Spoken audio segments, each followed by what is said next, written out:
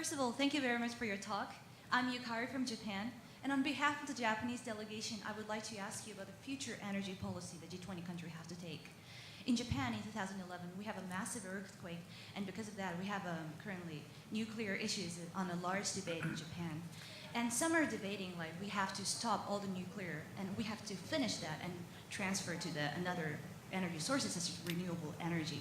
On the other hand, the government started nuclear export for overseas, and also they're trying to still continuing using nuclear energy within Japan. And also, considering the world as a whole, I heard there's around 100 nuclear reactors are under the plan, they're planning to construct around 100 nuclear reactors. And so I think it's a bit difficult. It might be difficult for the transition to renewable energy, considering, in the next 20 or 30 years, it might be. So my question is that, what's the G20 country the energy policy in the future should be? Thank you very much.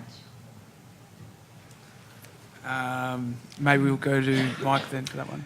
Well, there is an energy working group within the G20, and the issues it's looking at are aspects of energy efficiency, it's looking at the fossil fuel subsidy issue, and it's also looking at energy architecture.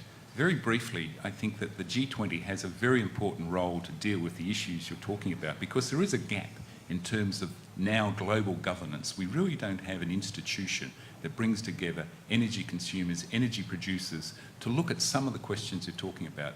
We have now, we have the International Energy Agency, which is basically, it was established as the energy consumers. You have to be a member of the OECD to be part of that. We have OPEC, which was the producers.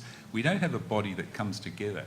And we do need a body that needs to look at aspects of energy security and look at aspects of energy sustainability, which comes to exactly the climate change issues we're talking about now. So in terms of what a role the G20 should do is to try and get proper governance arrangements. You do need a new institutional framework to deal with energy, to tackle some of the problems that you're talking about. And I think that's the role, a longer term role that the G20 should be playing.